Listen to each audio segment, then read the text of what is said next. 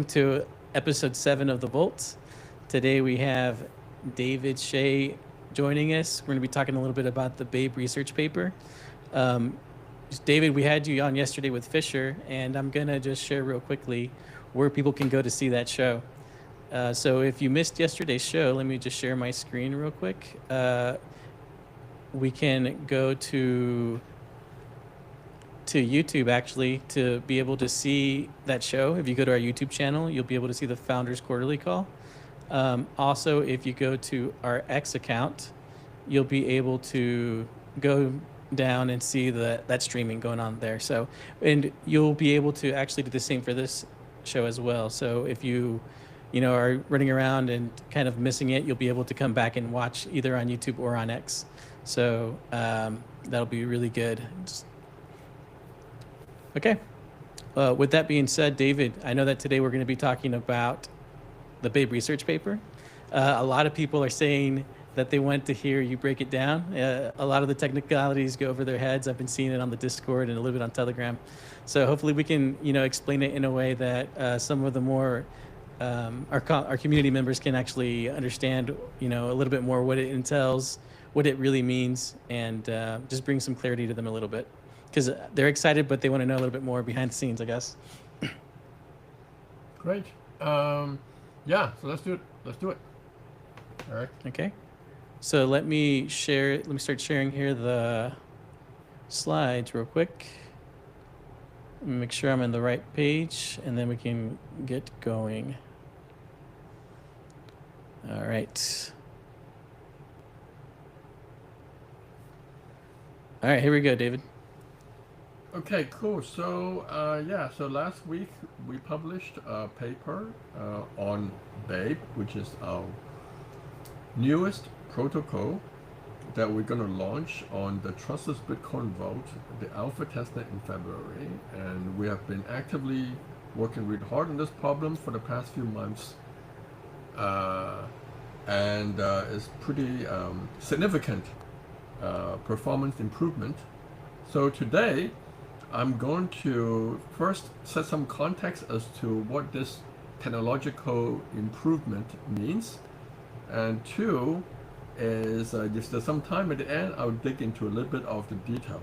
But really the focus of today is really, so what is the gain that we're getting here and what's the implication on the product, Trustless Vault?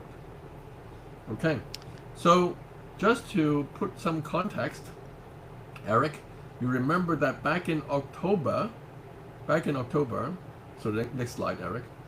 In October, we did a Trustless Bitcoin Vault experiment. We did a Trustless Bitcoin Vault experiment. And the experiment goes like this.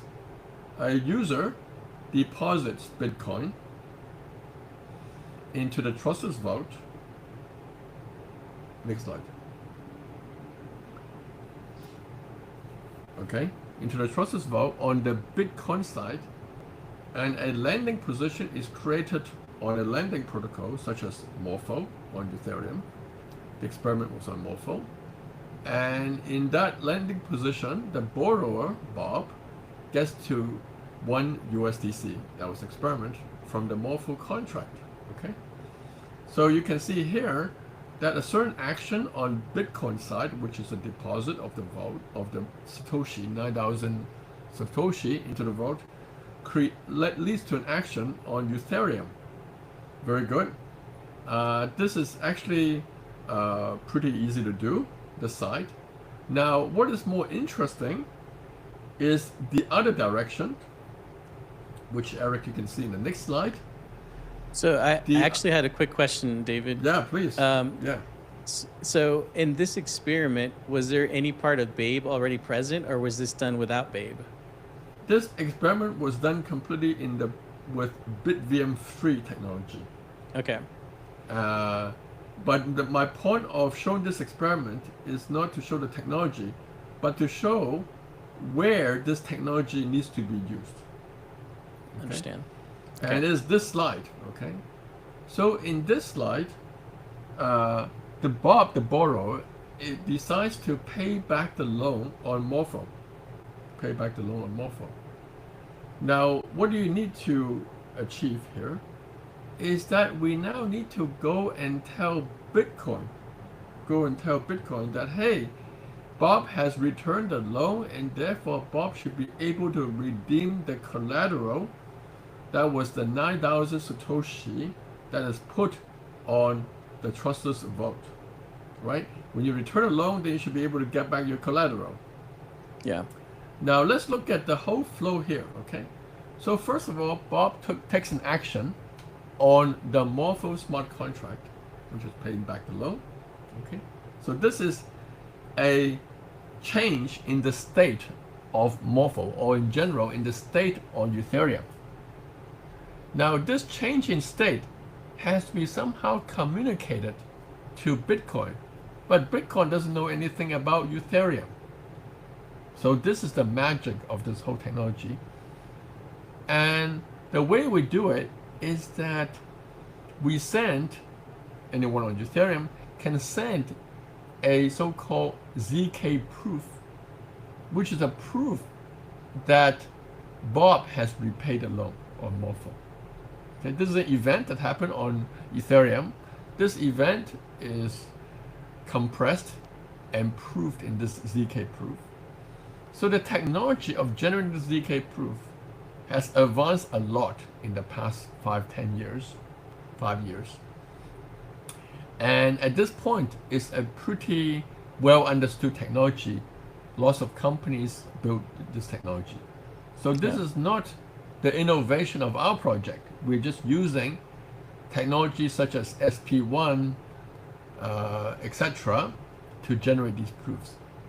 Now, what is the most important part of our technology is how can Bitcoin verify this proof? Because anybody can send a proof, but what happens if the proof is a fake proof? Bitcoin has to know whether this proof is fake or real.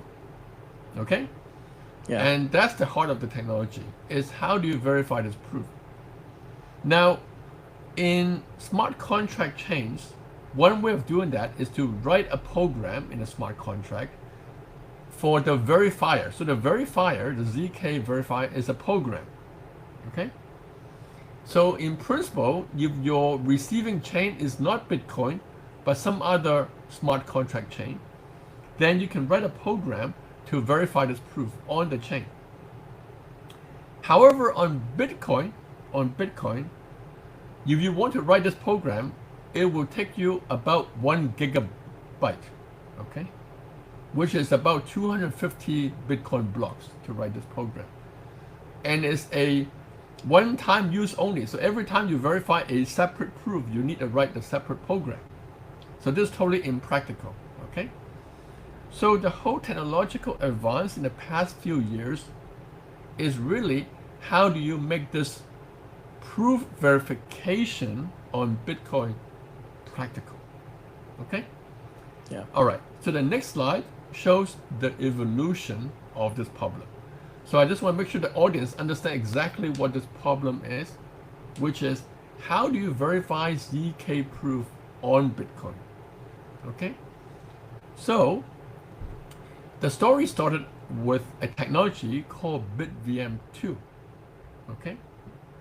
Now, BitVM2 is the first demonstration that this proof verification is actually within the realm of possibility. It's really quite a technological breakthrough. However, the cost to run BitVM2 on-chain is very high. So back in May last year, Babylon actually did an experiment of running BitVM2. Yeah, I was about to And ask that if this is the one that we experiment did the cost us- experiment. Yeah, we did an experiment. That was the first experiment in May.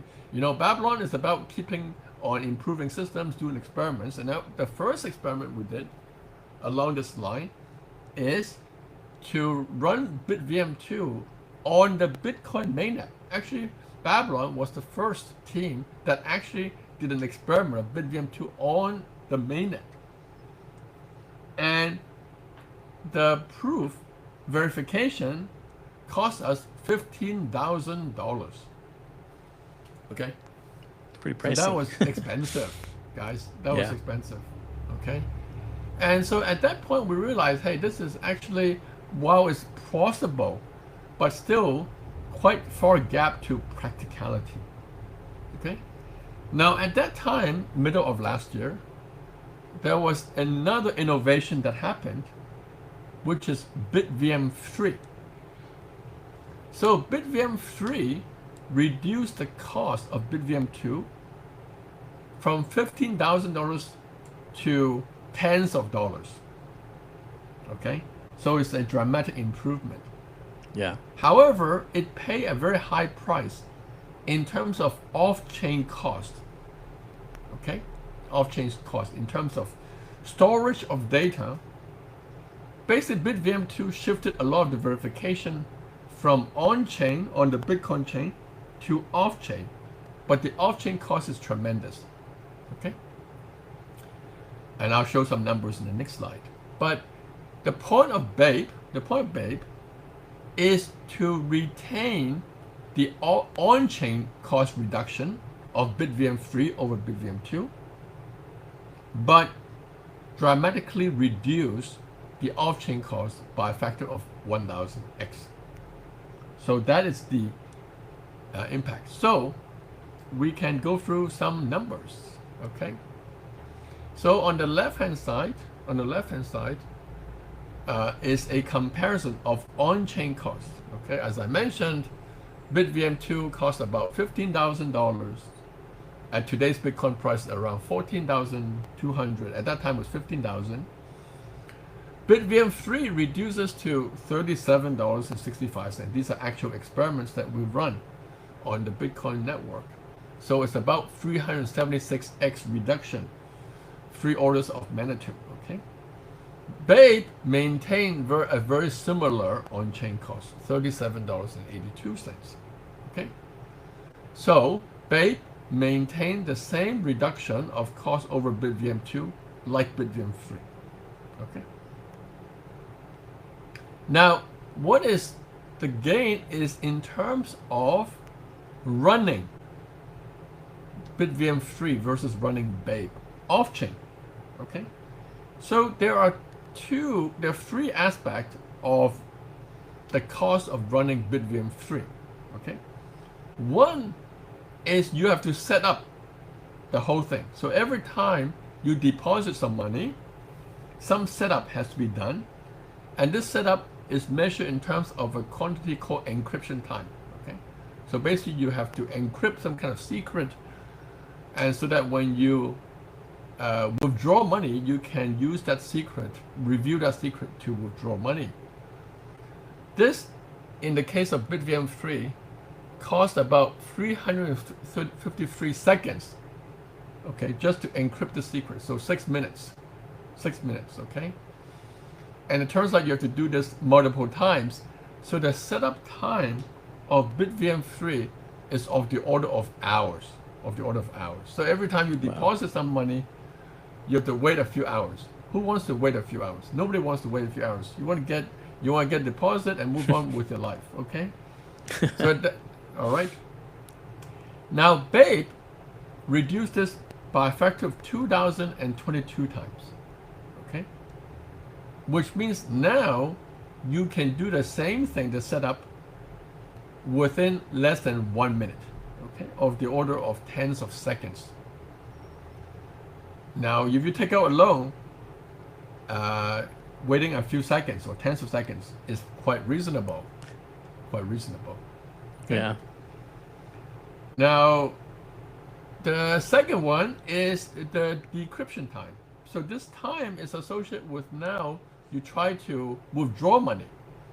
And again, we get roughly 2,000 plus gain in terms of time. So now the withdrawing money is also much faster. A last number, which is a storage requirement, is very important.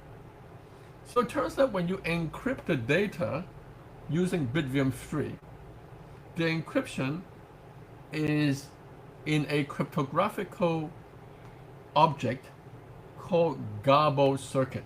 Okay? Garbo circuit. Fancy name for very encryption.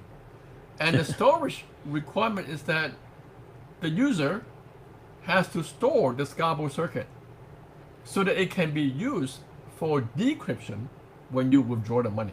So remember the experiment flow.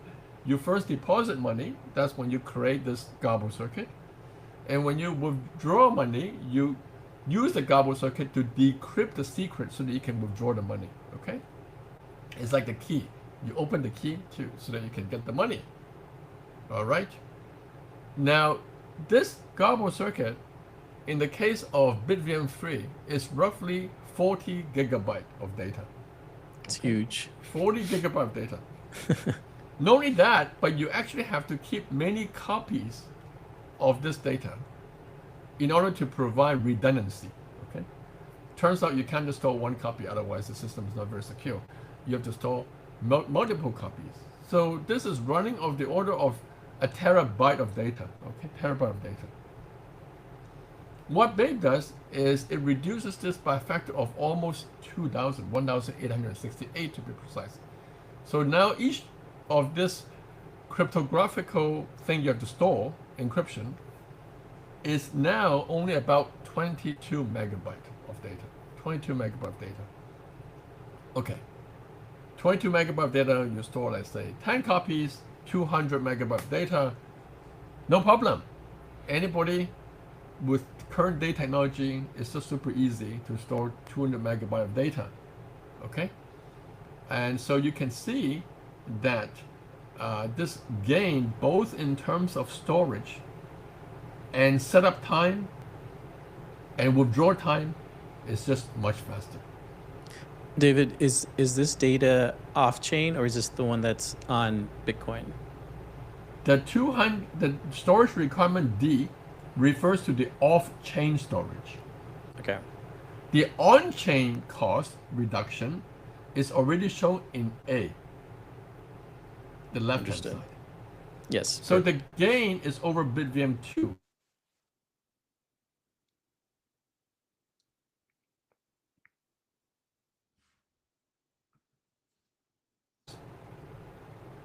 Right, the on-chain cost, BitVM3 and Babe is similar. Okay, so what does this mean, right? So you get 1,000x gain. So what does this mean to our product, which is Trusted Bitcoin Vault? So you write a cool research paper, great breakthrough, but what does it really mean to the product? And most importantly, what would it mean to the users of the product? Okay, because we are not in the business. Babylon is not in the business of writing research papers. Research should have a significant impact on how people can use the product. Okay, so the first one is that we can speed up actually the engineering and testing of our system tremendously. So remember that I said that in BitVM3 to set up the garbled circuit can take you hours. Imagine you're trying to build the system, you need to test the system, right? Every time you test it, you have to spend a few hours in setting this thing up. That'd be insane. No good. Yeah. Now we can do it in seconds. We can do it in seconds. So the engineering, testing, and building is just much, much better. Okay? So this is internal, right? Internal to our engineering, but it makes the product development process much faster. Number two, the second one, is that now the amount of storage, okay, and the amount of computing needed to set up is now much cheaper. Okay, you have to store much less stuff. Instead of terabytes of data, you have to store megabytes of data. Okay, that cost leads to a reduction in the operating cost of the system.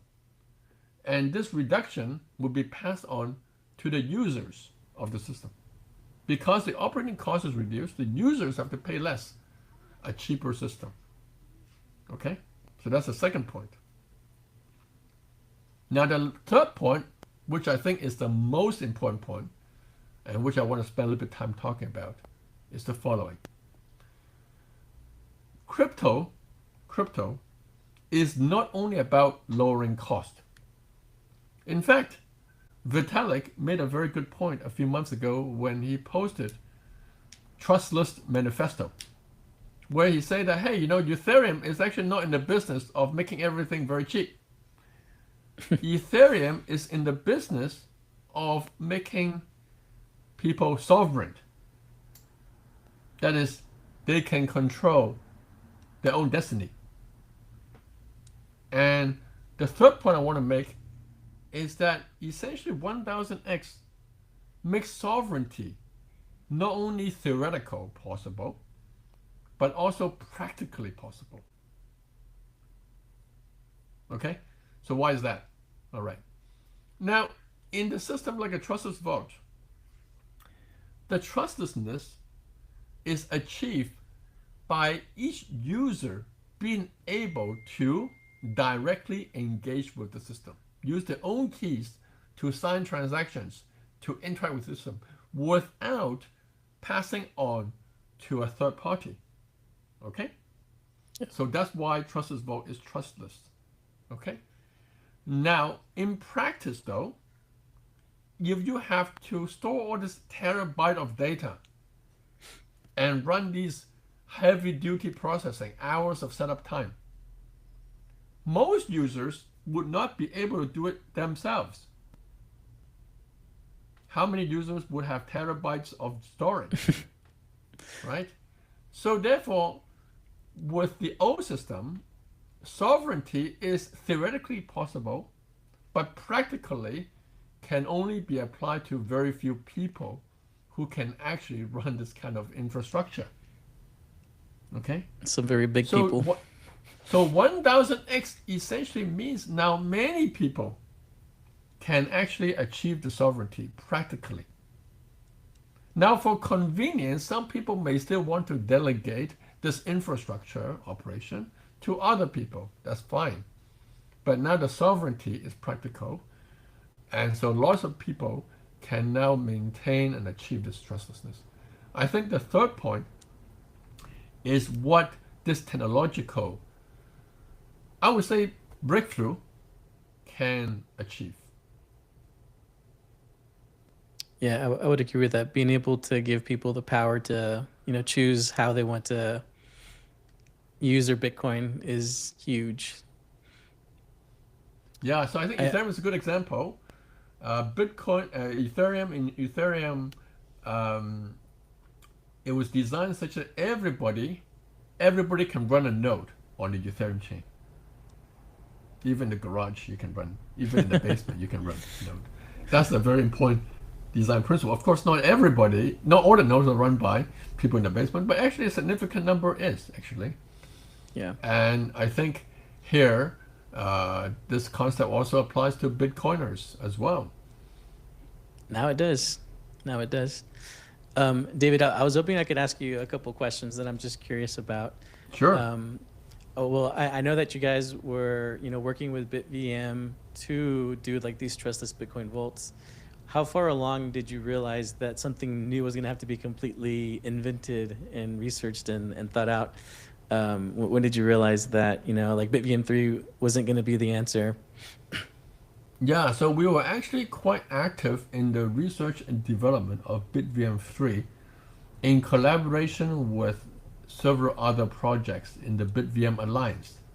Yes. So over the summer last year, we actually contributed quite a bit to the development of BitVM 3. So if you flip back at the last slide, there was a 40 gigabyte number, right? 40 gigabyte number. Yeah. That number was already a result of a lot of hard work by our engineers. From going down from, I think there was like a factor of a few times, okay? Wow. And the storage and the encryption time was already reduced quite a lot from our engineering effort that we collaborated with other teams on working on in the summer and the fall time frame. But then we realized that, hey, this kind of engineering effort that we were spending perhaps can get another factor of 2 or 3x. Okay, so I talked to our cryptography engineer Mikhail, and he said, yeah, with all this engineering effort I can work harder, I can probably deliver 2 or 3x, but I can't deliver more than that. Yeah. So we realized that to deliver a few orders of magnitude improvement, one has to do brand new research. And so we started collaborating in the September timeframe with Berkeley researchers. In fact, I was visiting Berkeley to give a talk on BitVM3, actually, on BitVM3 at that point. And then I met with this cryptographer. His name is Sanjay Gag. And he actually invented a concept about 12 years ago called witness encryption. Witness encryption was quite a breakthrough in cryptography 13 years ago. And then he said, maybe some ideas from that area, which is a totally different direction than what BitVM3 was built on, totally different cryptographical technology. He said maybe some ideas that could be relevant for this problem. And then we start working on that in the fall timeframe, and we came up with this paper. Yeah. How soon did you realize that this was looks like a really good possible solution? So we worked hard. As I mentioned in the tweet, we got also a bit lucky because we came across another set of ideas, totally different from witness encryption, invented by another set of cryptographers, a technology called ArgoMac. Oh, that's right. And then we realized, I think back in roughly, I don't know, October-November timeframe, that hey, we can actually combine the witness encryption idea with this ArgoMac idea, and by combining them, we can get an excellent system, which is at the end ended up with this Bay protocol.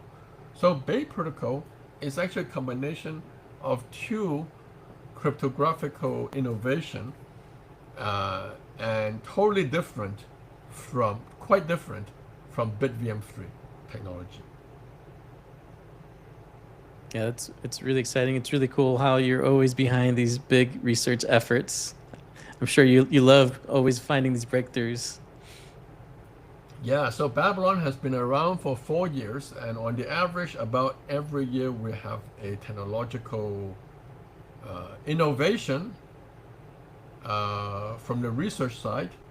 But I think the strength of the Babylon project is really how to convert research results to an actual product. And that's our thing. So Bitcoin staking was an actual product that was converted from the Bitcoin staking protocol, which again consists of a bunch of new cryptographical innovation. Yeah. And here for Babe, we're seeing the same thing. So yeah, we just keep on doing it. It's pretty impressive when a year is not bad. I think there's 2 questions that I saw that mentioned actually ArgoMac.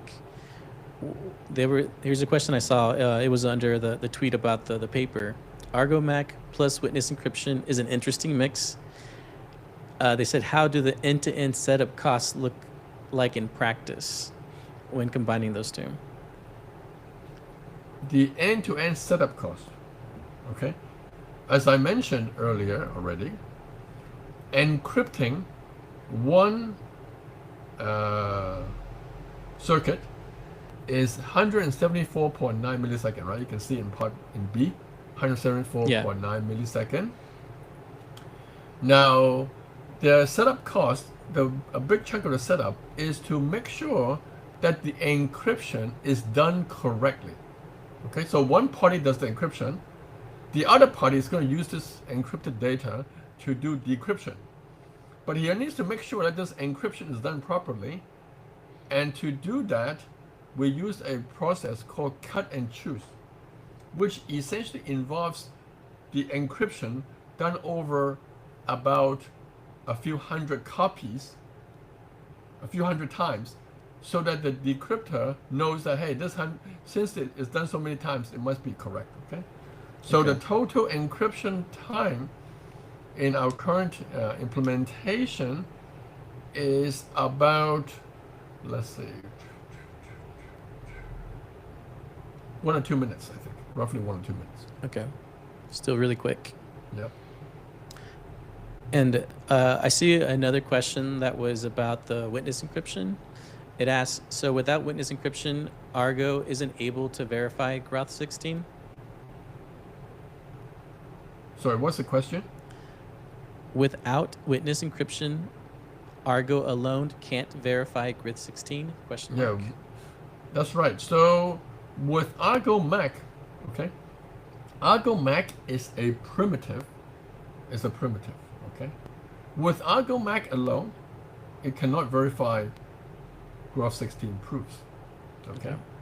So what witness encryption does is it transforms the Groth 16 verification problem to a much simpler problem, what we call scalar multiplication on elliptic curves. Okay, now we're getting a bit technical. Scalar multiplication on elliptic curve, which is a much simpler operation than Groth 16 verification, which involves a more complicated operation called pairing. Okay, so we convert the pairing to scalar multiplication, and this scalar multiplication, we figure out that Argo Mac can do very efficiently. And so witness encryption sort of prepares the ground for Argo Mac to come in. Argo Mac can come in and finish the job. So end to end, the whole thing is very efficient. Okay, that's awesome. Thank you, David, for that explainer. I think we hit everything we wanted to hit. David, is there anything else you'd like to mention before we close out the show? No, I'm good. Okay, so just a reminder to everyone, you can look at the rest of the recording on X or on YouTube. David, I want to thank you for giving us this quick explainer. I hope it really does help the rest of the community really know what we're building here and kind of appreciate, the research and then the implementation that goes behind what Babylon is doing. Great. Thank you very much, Eric. All right, until next one, everyone. See you in the next Vault episode.